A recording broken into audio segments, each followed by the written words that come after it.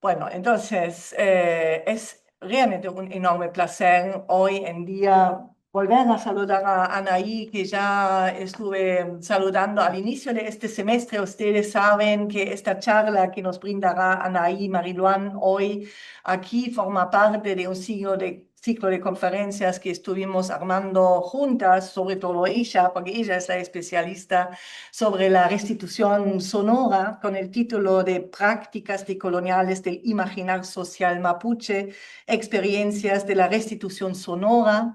Y dimos las primeras charlas, las organizamos con gente invitada online hasta ahora. Y ahora llegó la culminación y llegó Anaí acá a Jena a estar aquí, a brindarnos esta conferencia, también dos conferencias más la semana que viene. Como ustedes saben, está todo en el programa y les vamos a seguir mandando invitaciones, por supuesto.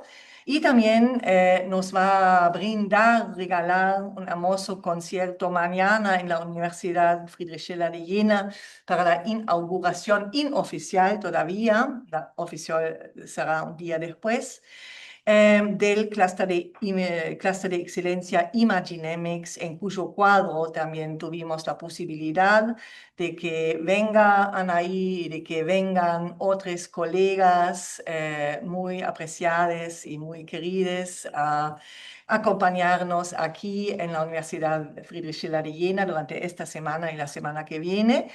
Así que, antes que nada, muchas gracias también al Cluster de Excelencia Imaginemics, al DFG, la organización que nos está dando la posibilidad de organizar todos estos eventos y, por supuesto, a todos ustedes aquí presentes, invitados y también huéspedes para escuchar la charla de Anaí.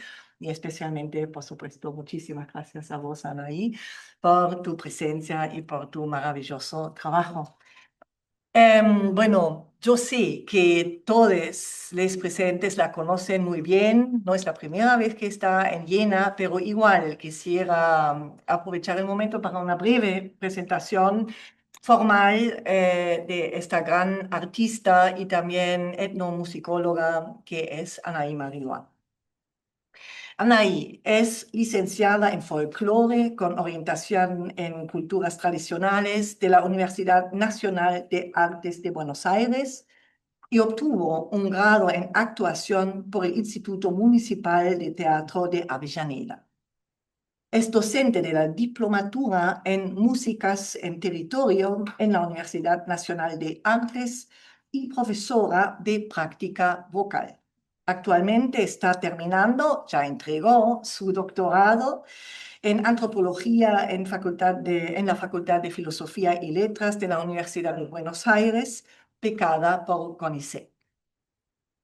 En tanto artista internacionalmente reconocida, realizó varios videoclips, publicó 8 discos, 5 de los cuales en lengua mapuche, dirigió y codirigió 3 películas e hizo la banda sonora de 7 filmaciones. Tanto desde la teoría como desde la práctica, trabaja e impulsa la restitución sonora. Reconstruye y recompone los sonidos e instrumentos de Balmapu, el territorio de su pueblo mapuche, para recontextualizarlos en el presente, dar nueva escucha a las voces silenciadas y revitalizar el mapuzungún, la lengua mapuche, en sus cantos. Desde estéticas contemporáneas, da voz al mapuche quemún, a los cantos de las ancestras y a todas las lenguas de la mapu, de los pájaros, del viento, del agua o de la montaña en toda su gran diversidad. Kisolelain, no estamos solas, dice su primer disco exclusivamente hecho en Mapuzungún de 2015. También, en tanto etnomusicóloga, su trabajo se dedica a la restitución, con la explícita meta de reconstruir conocimiento, sensibilidades y memorias desde el archivo colonial, discontinuar los silencios impuestos y poner el análisis a la luz de la autonomía epistemológica mapuche. Su investigación involucra a universos musicales o pluriversos sonoros guardados en archivos coloniales o nacionales, poniendo en tensión las grabaciones custodiadas por las políticas históricas de archivo y leyéndolas desde un enfoque decolonial. Revela, releva y relee entonces la memoria mapuche archivada, tergiversada o silenciada desde una perspectiva intercultural crítica que la libera de las interpretaciones occidentales para dar central cabida a la visión y visibilización del mundo mapuche y sus epistemologías propias. Como lo dice Anaí Mariluán en su trabajo sobre el UL, el pluriverso sonoro mapuche, cito, es uno más de los territorios a recuperar. Esta recuperación importa tanto desde lo individual como desde lo colectivo. Le permite, cito, aprender de los sonidos del pueblo al que pertenezco con intención de desarticular los modos de ejercer dominación, desilenciando las voces que han quedado guardadas. El desilenciamiento es un hecho colectivo, además es fundamentalmente una herramienta política, un ejercicio de justicia. Escuchemos entonces ahora, perdón, me emociono y también me atrago. Muchas gracias a cada uno. Ya la que nos brinda hoy Anaí Mariluán sobre el UL y el país. Muchísimas gracias, Ana. Bueno, Mari, saludo. Em, Quiero contarles que esto es una continuación de una serie de conferencias que estuvimos dando a lo largo del trimestre con Claudia, pensadas con Claudia Hammersmith. Y bueno, hoy en esa suerte de ciclo que tuvo, digamos, distintos invitados que trabajan sobre la reposición, la restitución, la repatriación o la recuperación de distintas expresiones originarias, en especial la del pueblo mapuche. Y hoy toca el ul y el tayil, que son aspectos del canto mapuche tradicional y su escritura contemporánea. Hace mucho calor en este lugar, así que envío un cariño para la gente que nos mira desde el territorio mapuche, donde hace mucho frío. Nos estamos, como para contextualizar, nos estamos refiriendo a este territorio, ¿no? Es un dibujo a mano alzada de donde suceden las expresiones sonoras de las que vamos a hablar, en el manchón rojo, digamos, el área de dispersión tradicional o histórica que ha tenido el UL, ¿sí? ¿Pero qué es el ul? El ul, en términos generales, es la voz mapuche que designa a las formas poetizadas que pueden o no llevar canto, aunque algunos autores consideran que esa melodía es condicionante. De por sí, el mapuzungún, la lengua del pueblo mapuche, tiene, ¿no?, una especie de canto y ese canto a su vez tiene distintas y múltiples variantes regionales. Painequeo y Barrera van a decir que una de las expresiones más lindas para definirla, que es una expresión del pueblo mapuche pleno de emotividad que fluye en el interior del ser en su relación con aquello que concibe como lo mediato e inmediato de la cotidianidad. Dicho pensamiento tiene su modo peculiar de expresión, cuyo entendimiento se encuentra latente en la conciencia de los miembros del pueblo mapuche y en particular del ulcantufe, ¿no?, que es la persona que interpreta el canto o la poesía. A partir del dominio del esquema textual, entonces, y de la concepción de una idea poético-sonora, el ulcantufe, o sea, la persona que canta, articula la fonación y las frases melódicas para configurar su discurso. Esta construcción no es solo técnica, sino que el discurso resultante es un repositorio de memorias, ¿no?, donde la ejecución sonora actúa como un vehículo que preserva y actualiza el legado cultural. Lili, ¿me Sí, puedes poner abajo compartir para que se vea la pantalla completa? sí. Eh, Ayúdame, Raúl. La copita. Eso. ¿Está? Ahí está. Eh, Marca la coordenada. ¿Se ve ahí? Hacele clic, clic. Ahí está. Entonces, el UL, ¿no? En palabras de Graniwak y Villarroel, es entendido como un discurso poético, expresado a través del canto, que permite manifestar los sentimientos por parte de quienes lo cantan y transmitirlos emotivamente a quienes lo oyen. O sea, no es un hecho individual y en soledad, ¿no? Es similar a la poesía, pero cuenta con una melodía que lo acompaña. En términos estrictos, entonces, el UL se manifiesta como una estructura narrativa y una concepción lírico-auditiva que el Ulcantufe plasma a través de su maestría. Es decir, es Ulcantufe aquel que lo practica, ¿no? Todos cantamos, pero hay alguien que se especializa. Entonces, desde esta producción verbal, desde Horizontes de nuestro pueblo, buscamos algunas definiciones de autores mapuche, ¿no? Entonces, Painequeo lo definirá técnicamente como una producción verbal que emplea las estrategias de composición propias de la oralidad primaria. En resumen, se trata de una manifestación poética de carácter oral y raíz histórica ancestral que han logrado trascender los cambios geopolíticos, teniendo en cuenta que el pueblo mapuche atravesó un genocidio, principalmente que discontinuó esta tradición sonora, ¿no? Esta expresión, que puede integrar elementos melódicos, se caracteriza por una autoría y ejecución individual a cargo de cultores especializados, como dijimos, conocidos como Ulcantufe. La oralidad es un rasgo predominante en las descripciones de Lul y ha sustentado un sistema de comunicación tradicional basado en la palabra tanto hablada como cantada, dado que el mapuzungún posee una escritura históricamente reciente, va a decir Salazar, Andrea, las crónicas evidencian cómo esta capacidad de transmisión se vio interrumpida por la imposición del castellano.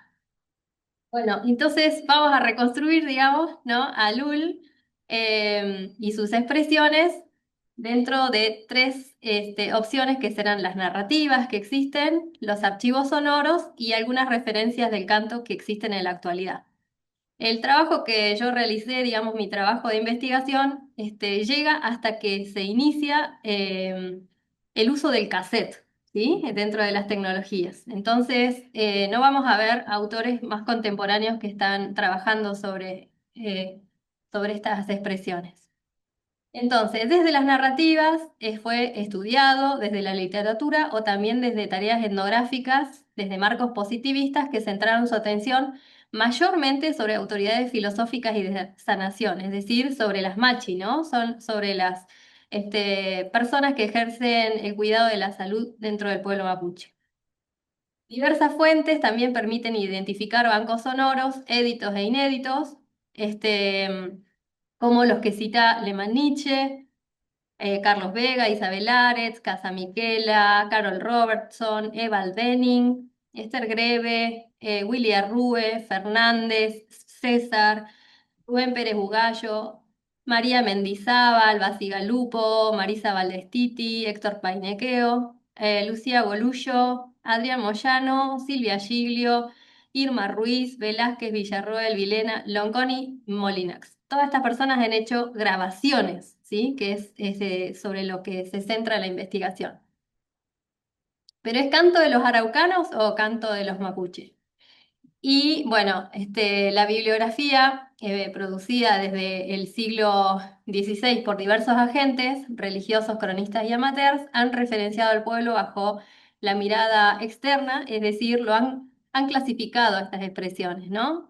Y a través de descripciones de parcialidades y el uso de apelativos peyorativos como araucanos, pampas, salvajes o indiada. Y de esta manera se configuró un relato histórico basado en identidades impuestas, como señalan Nacusi y de Walter del Río. Estas etiquetas no son neutras. Lo digo porque en algunos lugares siguen usándose, sino que eran herramientas de los agentes coloniales para nombrar, fragmentar y territorializar a los grupos según los intereses de contacto y dominación de la época.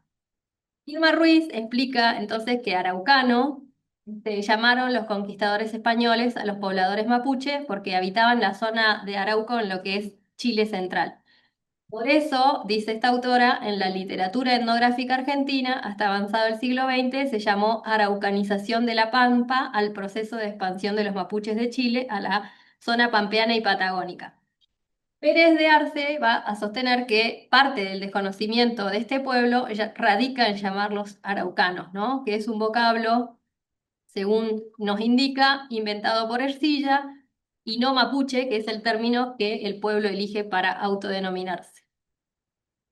Su va a decir que la categoría araucano remite a los sistemas de gobierno y resistencia soberanas descritos durante el periodo colonial hasta el siglo XVII, mientras que la identidad mapuche constituye una construcción moderna ligada a la emergencia de los estados-nación. Entonces, esta última transición dialoga con el análisis de Lázaro y Lento sobre la araucanización como una categoría discursiva de la etnología argentina. Según las autoras, esta narrativa construyó deliberadamente al pueblo mapuche como un extranjero o recién llegado para diferenciarlo de los indígenas autóctonos. Esta operación no solamente legitimó la violencia, sino que sigue utilizándose hoy para impugnar la originalidad y los reclamos territoriales de las comunidades. Bueno, entonces los primeros escritos que tenemos van a hablar del canto araucano, ¿no? No del canto mapuche. Y históricamente Havestad será quien tempranamente lo definió en su libro de Chile Dungú. Escuchen esto como una canción que fluye cuando alguien que ha bebido y que se transmite de padres a hijos desde antepasados, ¿no? Esta fluidez del canto sugiere que las prácticas del ulcantum constituyen un acto performativo que trasciende el mero uso de la voz. Eso es de cuando alguien ha bebido, es porque él registra, digamos, que las expresiones se dan cuando la gente ha tomado alcohol. Pero José Bengoa va a decir, bueno, es una práctica, digamos, para socializar, no haciendo ahínco, ¿no? Y que fluye el alcohol de manera descontrolada. En 1911, Tomás Guevara dice en su descripción, llámanse estos cantos en la lengua ul y la acción de cantar el cantum, y aquí empieza a clasificar, ¿no? Divídense en amorosos, hay un ul o daquechi ul, hay un es amor, en elegíacos, que son los entristecedores y enfermadores, como contra el quechi ul, cantos para brindar, y apellium ul, los episodios bélicos, y algunos de índole religiosa. El padre o el abuelo son los que los enseñan a cantar a la familia o pariente joven, quienes imitan las modulaciones de la voz y aprenden la letra de memoria. Sirven también de escuela de canto las fiestas y ceremonias religiosas. Por supuesto, está refiriéndose a una transmisión por vía masculina que, digamos, fueron las experiencia que les tocaron vivenciar, ¿no? No cerrándose en que es solamente de los hombres. Entonces, en 1920 hasta 1940, Benigar, que es una amateur, digamos, un investigador amateur del norte de la provincia de Neuquén, va a decir que cada tayil, ¿no? Que es una forma de lul, responde a un linaje de los muchos existentes. Los del sol, del tigre, del león, del cóndor, del águila, de la ballena, de la piedra, del pedernal, de la obsidiana. Hay otros que pertenecen al viento, al caballo, a la langosta y a otros objetos animales que no engendran linajes. Los eruditos, dice Benigar, lo llamarán cantos totémicos cuando sepan su esencia. Evito adrede este vocablo turbio alrededor del cual se ha escrito una enorme literatura de encarnizadas y muy eruditas contiendas, y allá ellos con su sabiduría. Compónese cada uno de pocos grupos de sonidos articulados, repetidos a voluntad sin fin, si se quiere. Esos grupos de sonidos no son palabras de ninguna lengua humana. Si alguna lengua pertenecen, es a la lengua de los dioses. Esa es. Algunos exploradores famosos los han oído en Australia y Lemuriana, creyendo que pertenecían a lenguas extrañas de los pueblos que los cantan, a lenguas muertas, quizás. Admiraron la facilidad con lo que los aborígenes les retienen a pesar de pertenecer a lenguas ignoradas. Engañáronse de cabo a rabo, es la lengua de sus dioses, de sus antepasados astrales, perpetuadas en las especies de alimañas vivientes. Pero el engaño sigue su vida de fantasma en los doctísimos libros. El rumor del río hablador no es un rumor, es canto tayil. qué lindo canta el río. La gritería de las ranas no es gritería, es canto tayil. Qué lindo cantan las ranas. El ruido del viento no es ruido, es canto tayil. Qué hermosamente terrible es el canto del viento. Este autor es uno de los autores que con más cariño, ¿no? Se refiere a las expresiones sonoras mapuche. Más adelante, Gregorio Álvarez va a definir a los tayiles como cantos típicos del buen aborigen neuquino. Además de la castellanización para pluralizar las expresiones, el autor reconocerá que estos cantos pueden ser individuales o en coro. Su clasificación, nuevamente, apela a lo que había hecho Guevara entonces, distinguirá los tipos religiosos, mujeres que cantan en guillatunes, románticos, dulces o tristes, que traducen el estado del alma, de linaje, Kempen Tayil, privativos de apellidos, y tayiles, adoptados sin ser de linaje. Y este autor prosigue, digamos, con las descripciones que han hecho los autores positivistas, diciendo son salmódicos, monódicos, monótonos, arcaicos. Se ignora en mucho el contenido y la significación de la letra. El coro lo inicia una estacadora, cada 2 compases entran 2 cantoras. Y tiene una similitud con el canto de las ranas. Esta imagen la toma de Benigar, entonces, digamos, por el canto caótico. Y el trabajo de sistematización que adopta se basa en poesías y cantos neuquinos. Esto es, lo adopta o lo adapta a una provincia, ¿no? Distinguiendo el ámbito hispano-criollo de la poesía y canto aborigen. En este último presenta una compleja clasificación en 3 grupos generales como ulcantum, romanceos y tayiles. Entre los primeros, ubica a los que hacen referencia a Kamapu, lo que en Mapuzungún se entiende como otra tierra. A los segundos los clasificará en 2 grupos de acuerdo si se presentan características relacionadas a la memoria o improvisados, mientras que a los tayiles los divide en 2 subgrupos que los constituirán los invocatorios con tambor, con cultrún, y a los nostálgicos o de linaje. La obra de este autor es importante porque fue ampliamente difundida a razón de haber establecido un puente entre la tradición araucanística previa y una etnografía regionalista más cercana al territorio neuquino. Digo esto es importante porque muchas de las cosas que conocemos sobre los tayiles e incluso los mapuches, repetimos, provienen de lo que escribieron estas personas que no eran parte del pueblo, ¿no? Entonces, hablando de los cantos del linaje, entonces también el que hizo mucho trabajo de campo y teoría fue Rodolfo Casamiquela. Van a ver que están descritos los tayiles con distintos grafemarios, decir, distintas formas de escribir mapuzungún. Y él dice, las verdaderas salmodías por su música y su significado, que se entonan en partes de rogativa propiamente dicha de las ceremonias, son aludidas por los observadores. Ya de pie, horas postradas, las ancianas canturreaban misteriosas oraciones en las que luego, se nos dijo, pedían a Guenechén, a Dios, su protección. Narra, por ejemplo, Félix San Martín. Las otras, de melodía y compás variables, entran en las categorías de canciones totémicas y son absolutamente desconocidas. Las cantan las ancianas y exclusivamente, salvo casos especiales, que yo sepa, como fondo a la ejecución del loncomeo, el viril baile pantomímico exclusivo del varón. Durante su desarrollo, las mujeres entonan los cánticos propios del tótem de los bailarines. Todos, aun los de apellido hoy castellanos, lo tienen y recuerdan. Yo mismo he oído a las viejas preguntar a alguno por su tótem antes del baile y aún han preguntado por su tótem y aún han preguntado por el mío aceptando uno artificial en su defecto. Bueno, es un autor como bien discutido en la actualidad, ¿no?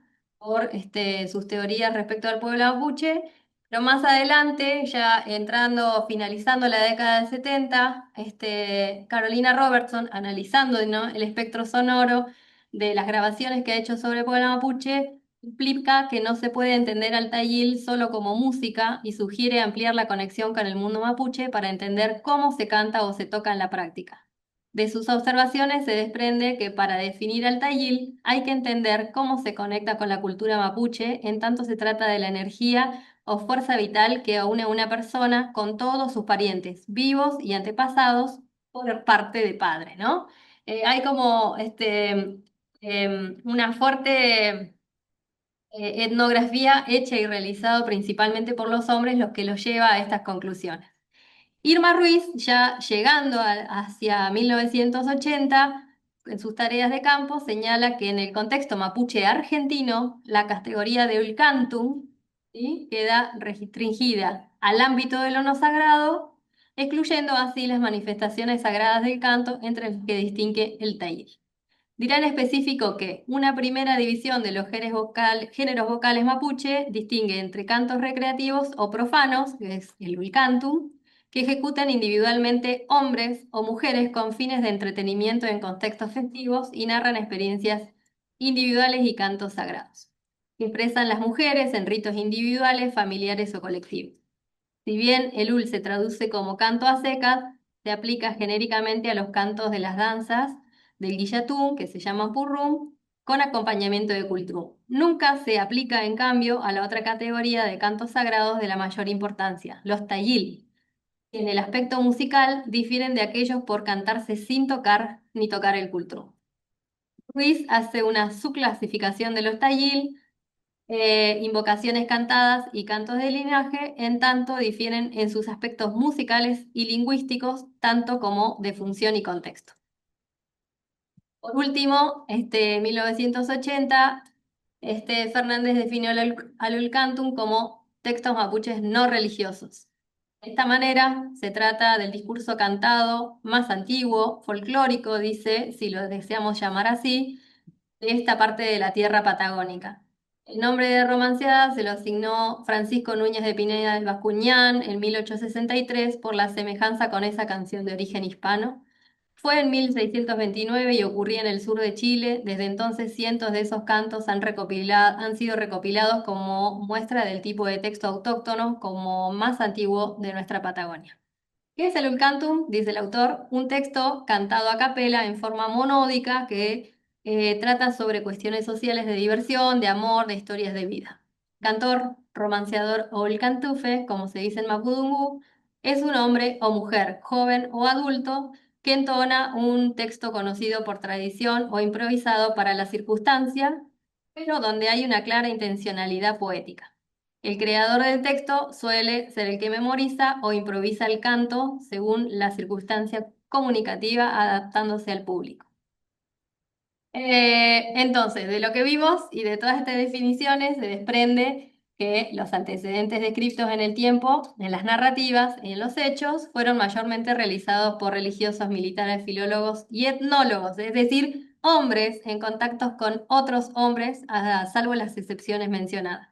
Por estas razones, se advierte que han descrito memorias mayormente en marcos bélicos, ¿no?, o post-marcos bélicos, de exploración territorial, con algunas excepciones litúrgicas y lingüísticas interesadas en la comprensión del idioma para beneficio del credo cristiano. Y otros análisis narrativos contemplan su análisis discursivo o musical, no identificándose la complejidad performática de la expresión en su contexto. Y aquí vamos a otra de las fuentes, ¿no?, que basa su comprensión a través de la escucha, ¿no? La escucha va a estar mediada por una cuestión estética, ¿no?, histórica y además, digamos, ideológica. Pero la audición permite una comunicación transespecífica que trasciende la simple visión. En la actualidad se la define como acustemología, se presenta como una unión entre la acústica y la epistemología, proponiendo que el sonido es una vía fundamental para el conocimiento y la existencia del mundo. Situar a la escucha como una herramienta crítica y reflexiva es indispensable para comprender la identidad y la memoria social.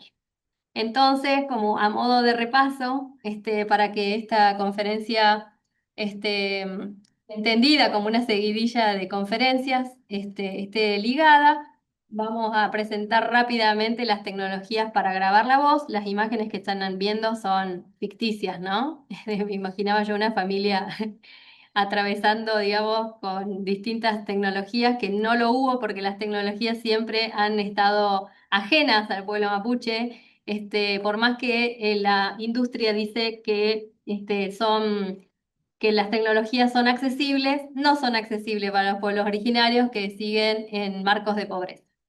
Pero las que analizamos tienen que ver con el uso del fonógrafo, por ejemplo, que en 1905 marcó un hito en la documentación sonora gracias a la capacidad de fijar la voz humana, ¿no? Fue entonces Lehmann Nietzsche, bajo el auspicio del Museo de la Plata, quien logró registrar los primeros cantos mapuche en 1905 y 1907, entre otras grabaciones a otros pueblos y a otras expresiones. Este proceso tecnológico no solo permitió la preservación de las voces, sino que transformó al sonido en un objeto de estudio científico bajo el paradigma de la época. Las tecnologías se sucedieron con cierta rapidez, permitiendo la creación de fonotecas. Sin embargo, estas muestras son como muestras muy efímeras, ¿no? Son 2 minutos en donde te invitaba a las personas que dejen su testimonio cantado, pero desprovisto del contexto, digamos, que le da una naturaleza performática. Entonces hubo, además de un orden de lo narrativo, un orden de lo sonoro, ¿no? Avanzado entonces el siglo, estas informaciones se patrimonializaron en distintos archivos sonoros, en distintas geografías, para ser estudiados, ¿no? Y obviamente todas pasaron a integrar el modelo comparativo y clasificatorio. Muchas de ellas retrataron y describieron y clasificaron colecciones desde las estructuras estatales o científicas de las que fueron miembros o testigos. Y estas referencias sembraron un precedente en el orden de lo sonoro, porque estas informaciones pasaron a cumplir otras funciones, ¿no? Dentro de otros reservorios. Muchos archivos entonces son el resultado de un proceso de recolección externa. Durante el siglo XX estas grabaciones fueron institucionalizadas en museos y centros académicos donde permanecieron y permanecen resguardadas bajo un paradigma científico que prioriza el objeto sobre el sujeto que le dio origen. Entonces vimos la narrativa, ¿no? Vimos, digamos, las colecciones sonoras, digamos, sucintamente, y ahora vamos a ver un abordaje situado en el conocimiento mapuche. Históricamente, las crónicas estas han permitido distinguir expresiones desde su espiritualidad en espacios ceremoniales y otros ámbitos cotidianos, siempre comunitarios o familiares, en donde el canto no está desprendido de un marco integral que incluye danza, el uso de instrumentos y ajuar y la palabra como mediadora. La secuencia protocolaria de estos contextos se distingue siempre por su singularidad, ¿no? Y allí estamos viendo lo que es un traún dentro de una comunidad mapuche.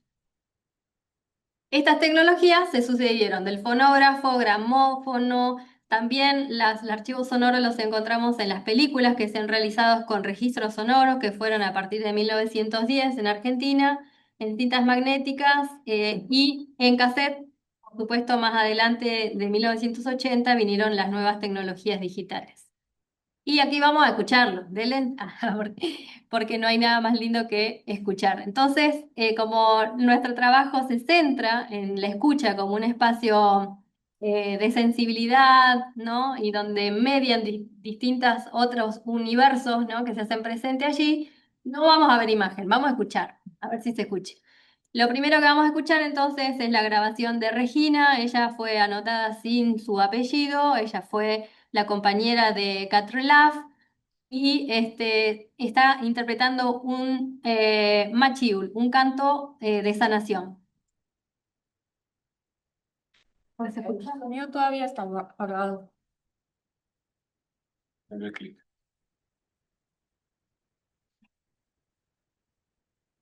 ¿Ahí? Es siempre el problema de que hay que activar desde subir la PowerPoint. No Puede creo que ser. sea ese. Sí, es sonido. Mira, está con una crucecita. Un segundo.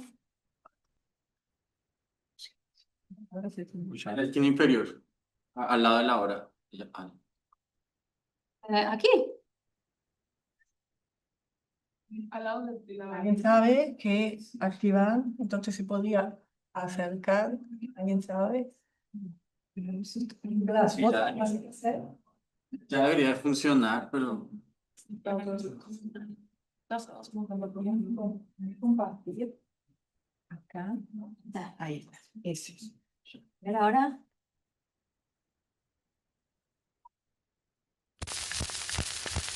¿Lista?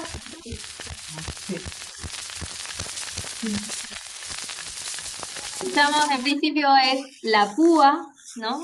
La púa.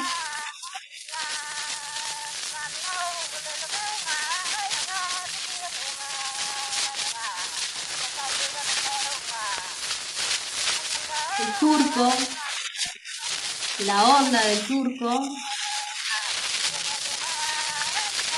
y el canto de Regina a una velocidad mayor que la humana, ¿sí? Esto es porque era una tecnología manual, entonces la velocidad varía.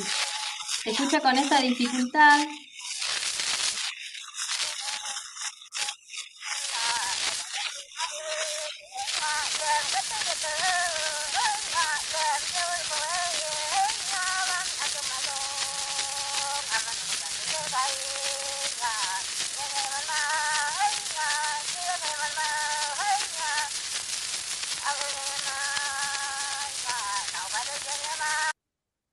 ¿Sí? Eso que se escucha con tanta dificultad ahí es el canto de Regina. Ella está siendo invitada por Lehmann Nietzsche a grabar un machiul cuando no consta en ningún lugar que ella haya sido machi, ¿no? Si lo era, es un canto de la propia usanza para recobrar salud. Si no lo fue, habla de que conocía el repertorio de muchas machis que habían en ese momento. Y esto es importante porque en Argentina, digamos, se continuó mucho tiempo la tradición de la machi, ¿no? Y a continuación, entonces, escuchamos lo que es un tayil, ¿sí? Dentro del espectro del UL, dijimos, está el tayil, el UL Cantum. Vamos a escuchar el tayil de Elisa Avendaño.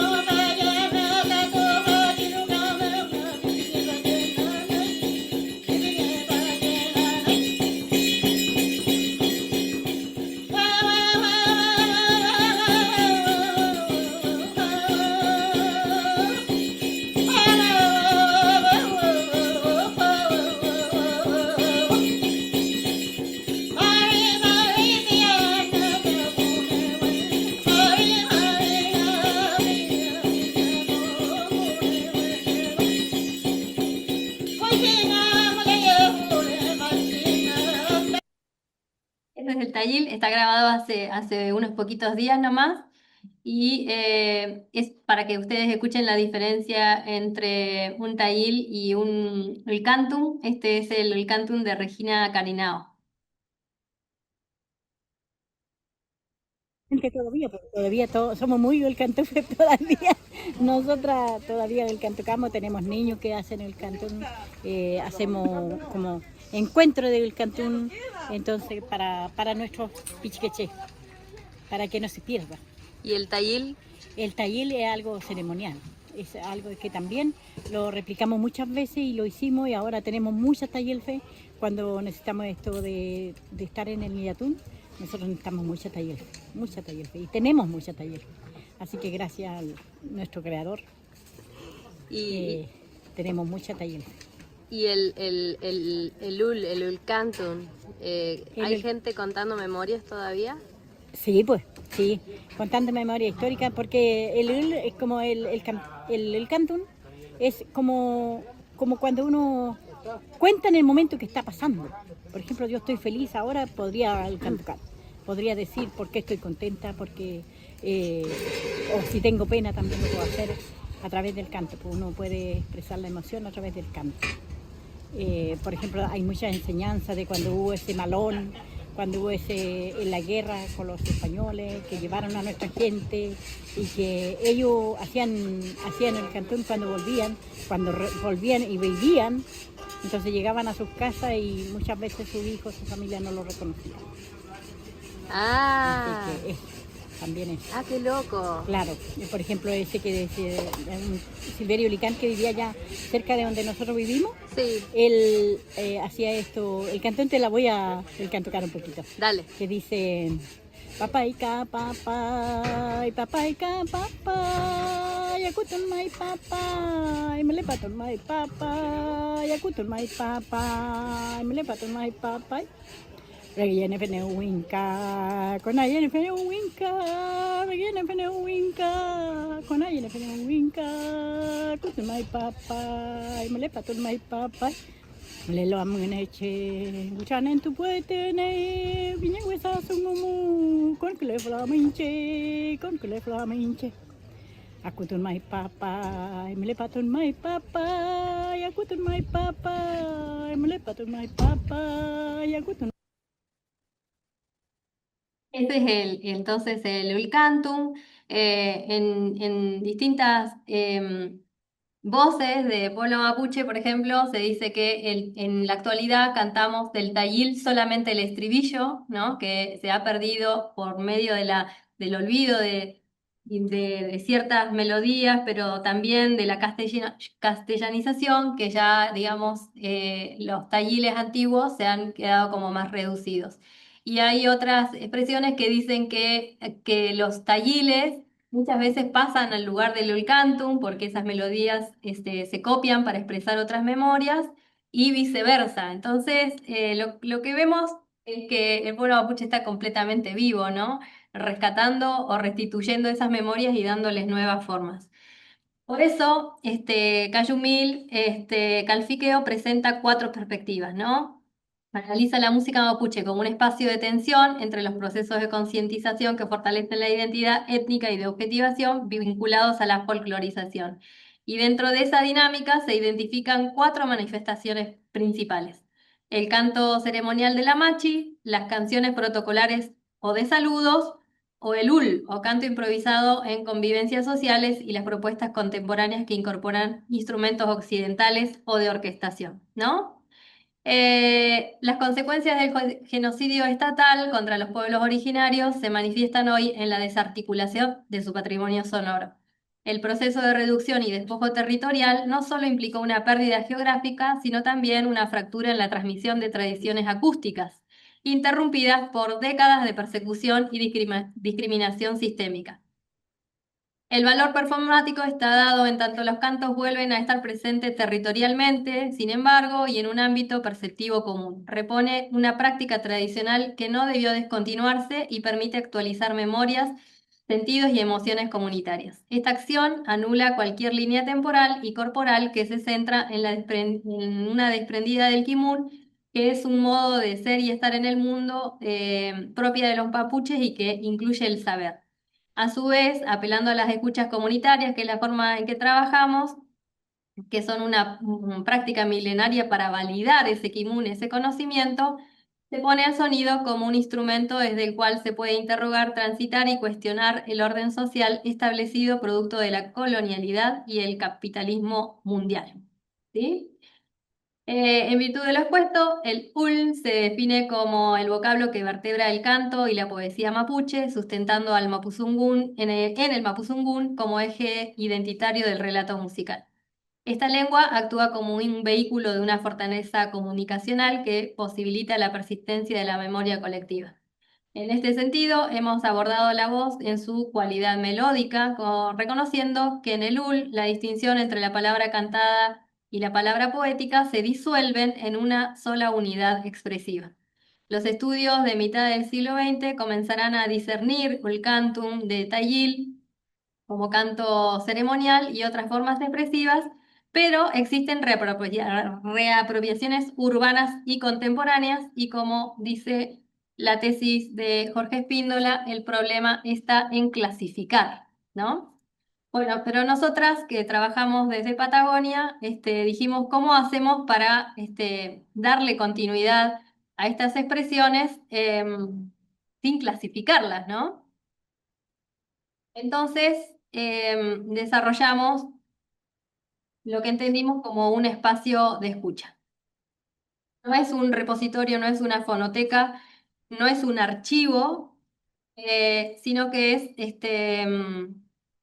perdón, volví a colocarlo bien, sino que es un espacio de escucha que estamos desarrollando en el presente, para ponerla online, en principio para compartir con nuestros propios Lamien, ¿no? Este espacio de escucha está descrito en las tres lenguas, entendiendo que el inglés es una lengua franca, ¿no? Y que a su vez nos permiten estar en contacto con lamienes, hermanos de otros pueblos del norte global que entienden la lucha y la resistencia territorial al igual que el pueblo mapuche. Entonces ahí dice el nombre, Tainsugun, nuestras palabras y sonidos, Alkutun, que es escuchar, ¿no? Y proponemos una escucha de estas expresiones mapuche. Alkutuñe Tainsugun, ¿no? Escucha nuestras palabras y sonidos. Pusimos una primera categoría que son los UL online, que son como hicimos ahí un neologismo, una forma de traducir canto en la línea, que es canto en la nube, ¿no? UL Chomunmeo. Y allí pusimos los archivos históricos, fonotecas, repositorios institucionales o plataformas comunitarias que existen y que tienen cantos mapuche. Después hicimos una segunda carpeta con los UL contemporáneos, Fantepu UL, que son grabaciones contemporáneas del pueblo mapuche. Después hicimos otra carpeta, UL como poesía, Ulwirin, UL del territorio mapuche y Trofil Moñen Niul, entendiendo que los cantos no son solamente humanos, entonces pusimos cantos de pájaros, el sonido del viento, el canto de la montaña. Después pusimos contribuciones de Uil Goñetulú, que son los cantos que vuelven, y allí pusimos las grabaciones que distintos investigadores están donando, ¿no? para compartir entre las personas mapuche. De esa manera no se institucionalizan o no se institucionalizan primero, ¿no? Después pusimos músicas mapuche, que son, digamos, diversas formas de entender al Ulcantufe en la actualidad, como dice Viviana Gilev, el Ulcantufe contemporáneo. Y después también pusimos una carpeta de Ayecahue o sonidos de los instrumentos mapuche. Dimos fotos, explicamos que el troquinche, el equipo, trabaja sobre los procesos de desilenciamiento, entendido como una restitución sonora, una práctica que propone revincular afectiva y políticamente las sonoridades y las palabras con su territorio de origen. Para ello propiciamos traun itinerantes en el Balmapu, el espacio mapuche de encuentro para escuchar, explicar, comprender y ampliar los sonidos que aquí compartimos. Pusimos otra de material escrito sobre Eul, historia y Mapuzungún, Puchilcano, el Meutuculpan, Mucá Mapuzungún Mu, y distintas realizaciones que hemos ido haciendo a lo largo de los años. Me interesaba compartirles también los UL online, que son los sitios históricos y actuales, ¿no? Que son todas informaciones institucionalizadas, el archivo DILA, el Instituto de Musicología Carlos Vega, la colección Arets en el Museo de Arte Precolombino, el archivo Ailian, la Universidad de Texas, la Fundación Greve con todas sus recopilaciones, la Fonoteca del Instituto Nacional de Música Argentina, Caminos Sonoros de la Patagonia, un trabajo que está online de Mario Silva, y también el programa Sonidos y Lenguas que geolocaliza distintas grabaciones históricas. Y por supuesto el archivo sonoro mapuche que también nos estuvo acompañando con su experiencia, con nuevos UL que están cargando en Gulumapu, digamos, ¿no? Hoy Chile. Los que no están online, digamos que son reservorios que mantienen archivos sonoros mapuche, no los pusimos porque no hay forma de acceder, pero entonces dijimos, preguntémosle a esas instituciones si les interesa difundir el canto mapuche. Una de esas es el archivo Antropos, que nos dijo que sí, que hagamos lo que quisiéramos con esas grabaciones, así que vamos a tratar de editarlas de alguna forma creativa. Y aquí los Bull contemporáneos son, digamos, grabaciones en tiempo presente que estamos haciendo entre nuestros propios Lamien para entender que se trata de una manifestación viva, ¿no? En NUL estamos grabando a los poetas que se expresan en Mapuzungún, y como acá ven, estamos subiendo sonidos que tenemos grabados y que también salimos a territorio a grabar. Y en las contribuciones, que esperemos que sean muchas, tenemos la experiencia de Silvia Giglio, que nos donó sus materiales para editar un CD, Mujeres Memoria, o el Cantum de Ruca Choroy. Está Feley, el trabajo que recopilaron Adrián Moyano y la cooperativa Superpatria hace unos cuantos años, y pusimos próximamente esperando que otros investigadores digan, bueno, está bueno, ¿no? Le vamos a dar las grabaciones. En Instrumento Mapuche creamos cápsulas didácticas para que distintas escuelas entiendan que deben incorporar estos sonidos a las descripciones de los sonidos que hay en Patagonia para contribuir a la interculturalidad. Y entonces decía hasta aquí mi palabra. Muchas gracias. Gracias, Natalia. Muchísimas gracias. Realmente.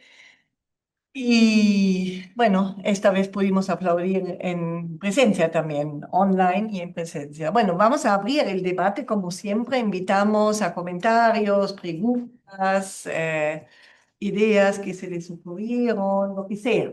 Tanto aquí de la sala presente como también, por supuesto, del espacio virtual. Eh, Adelante, por favor.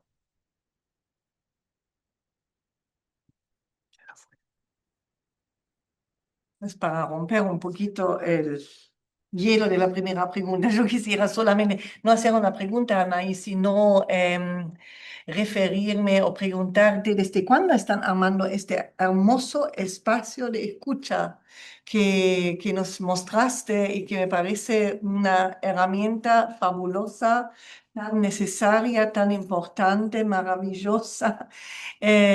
Así que increíble. ¿Y pero desde cuándo la están armando y cómo la arman? ¿Es el grupo Cultuneras o también hay otras personas que están incluidas? No sé. Y digamos, estamos trabajando entre muchos, ¿no?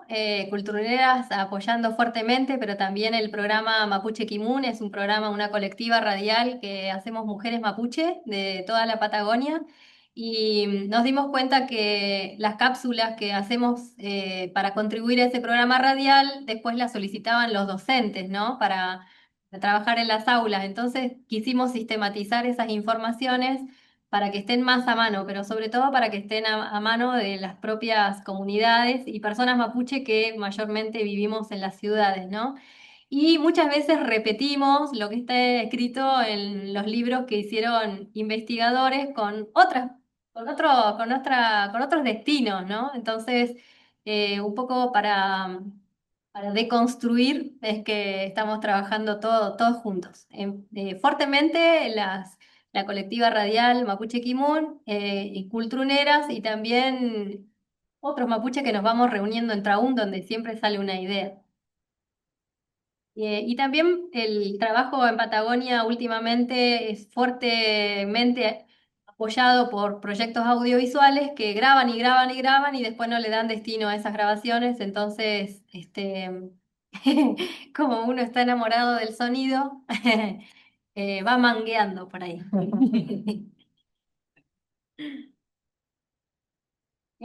Hay distintos investigadores, antropólogos, que por ahí dicen, no, no, yo no puedo socializar mis informaciones porque han sido conversaciones privadas o restrictivas, ¿no? O que han dicho los propios mapuches que esto sea solamente para su trabajo y eso. Pero cuando se trata de cantos es distinto, ¿no? Porque el canto no tiene una propiedad exclusiva. Entonces, por ejemplo, de los archivos del Instituto Antropos, nosotros no recalamos en las entrevistas, sino en las expresiones cantadas, ¿no? Y es tan lindo poder cotejar que los cantos se parecen o no se parecen, o mirá lo que dice esta memoria, o mirá cómo se canta la pérdida de la tierra, ¿no? Y es la misma lucha que sostenemos en el presente. Entonces, también el canto va buscando esa cohesión emotiva, ¿no? Que también es política, y reconstruyendo ese otro territorio a recuperar que es el territorio del canto, ¿no? Una pregunta. Bueno, realmente lo disfruté mucho, como siempre, Anaí. Recién mencionaste la unión entre lo emotivo y lo político. Y antes, antes de hablar de, cuando señalaste distintas fuentes y demás, hablaste de la unión de lo afectivo y lo político. ¿Cómo lo entendés exactamente? Entendemos que hay una discontinuidad de las expresiones cantadas y de las expresiones sonoras, hay una discontinuidad eh, que generó el genocidio, ¿no? Como un rompecabezas de informaciones, y digamos que reponer esas informaciones sobre el territorio mapuche es una tarea política, lo que no deja de doler, ¿no? Entonces, para escuchar y comprender todas esas informaciones es preciso estar juntas y juntos en traúnes, ¿no? En reuniones comunitarias mapuche que permiten que ese dolor no sea personal, ¿no? Y ahí es donde se vuelve político, ¿no? Ujú. Donde ese dolor todavía está diciendo, está pidiendo de silenciar y está pidiendo restituir, digamos, o recomponer un tejido sonoro.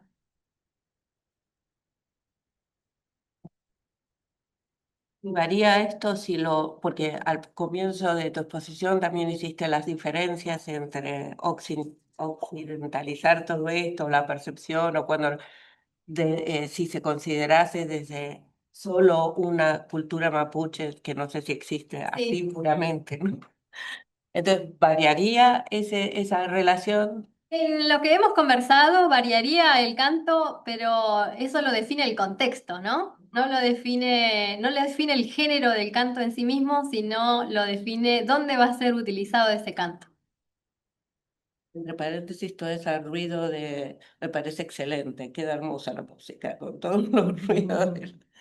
Muy- Gracias. Gracias a ti, Silvia.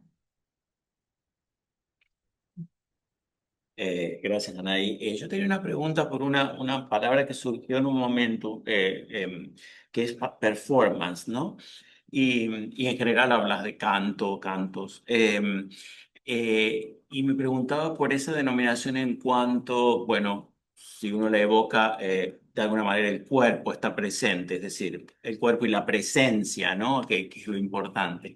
Y se quería preguntar sí, por el lugar del cuerpo en el canto, ¿no? En ese sentido, o si realmente ¿qué implicaba esa La palabra. denominación, performance, ¿no? Sí, es para entender que el canto no es solamente una expresión sonora, sino que forma parte de un contexto en donde, como dije al principio, se entiende una reunión en donde hay ajuar, en donde hay instrumentación, donde hay grupalidad, ¿no? Y donde hay un objetivo, ¿no? Que ese canto va a cumplir un objetivo. Entonces, esas escenas comprendidas en esa magnitud, no, se entiende desde las ciencias sociales como performance, y el canto no pasa a tener una identidad personal, sino colectiva. Y hay un testimonio de Victoria Peucón que dice, no, pero el canto no es de uno, o sea, usted tiene que cantar porque ese canto a usted no le pertenece, entonces lo tiene que sacar. ¿Pero cómo? ¿Lo tiene que sacar de dónde? Del cuerpo. El canto está ahí y pasa a través del cuerpo, ¿no? Entonces por eso el pueblo mapuche dice sacar el canto y no entonar una canción, ¿no? O entonar un canto, sino que lo saca, lo entrega. Por eso el cuerpo es fundamental, ¿no?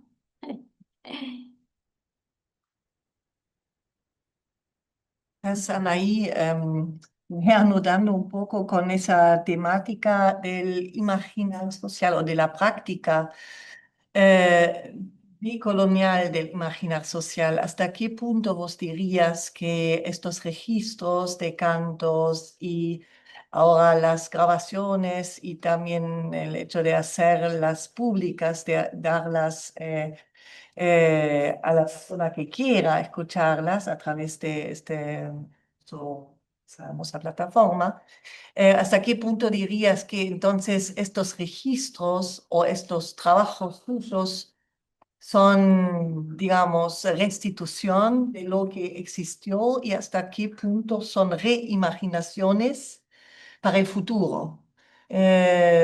¿Imaginarias o no imaginarias? ¿Cómo lo ves?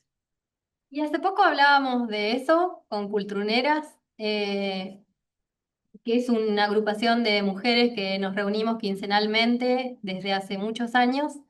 Y entonces, nosotras nos aprendemos los cantos históricos, también compartimos los cantos que existen en las ceremonias, ¿no? Y también hacemos cantos propios.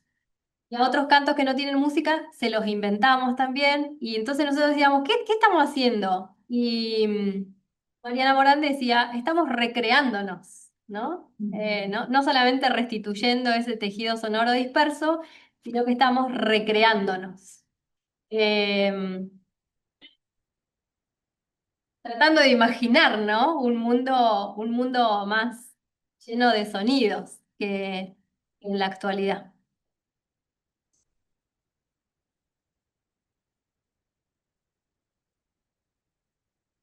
Están callados, ¿se entendió? Ah, Aló. no entendimos nada.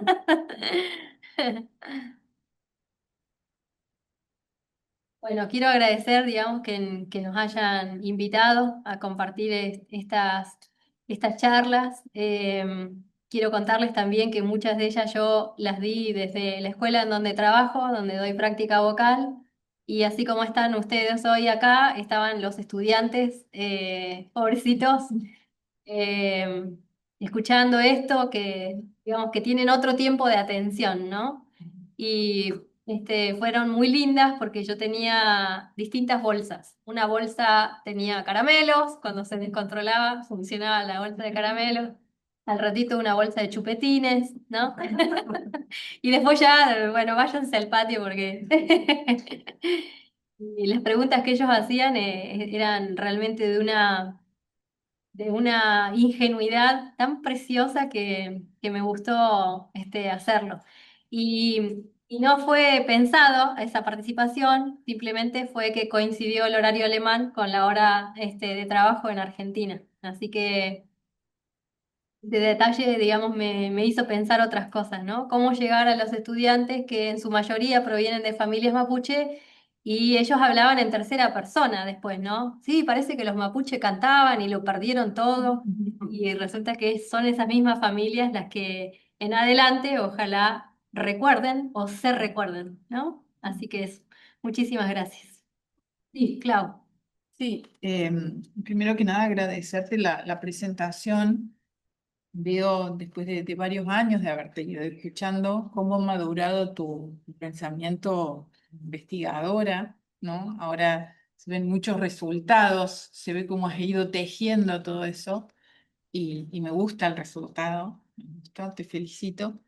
Y también quisiera destacarte esa capacidad anfibia que tenés de entrar por lo académico, salir por lo artístico, ir ahora por lo educativo con chicos de escuela media.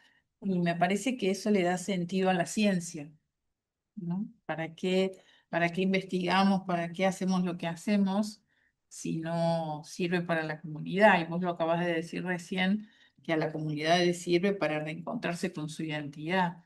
Así que me parece un trabajo muy hermoso y quería felicitarte por eso.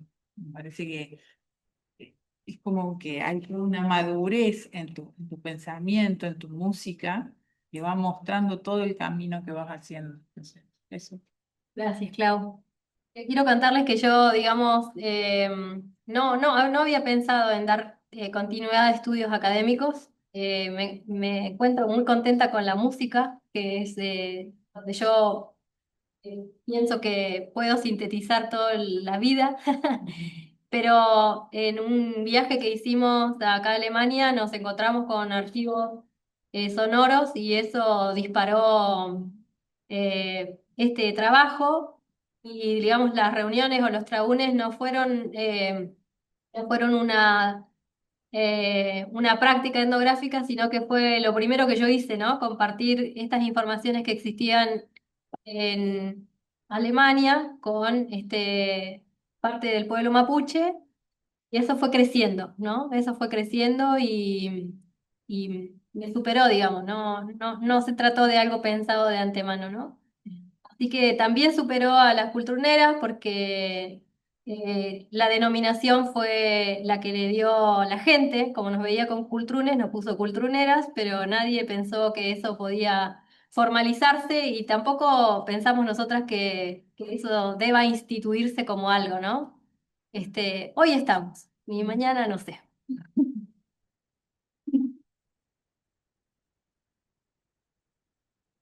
Y nada más todavía. Muchas gracias, Anaí.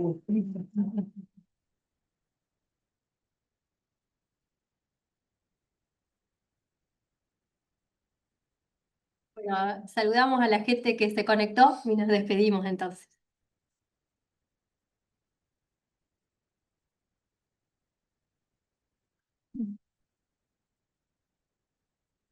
Sí.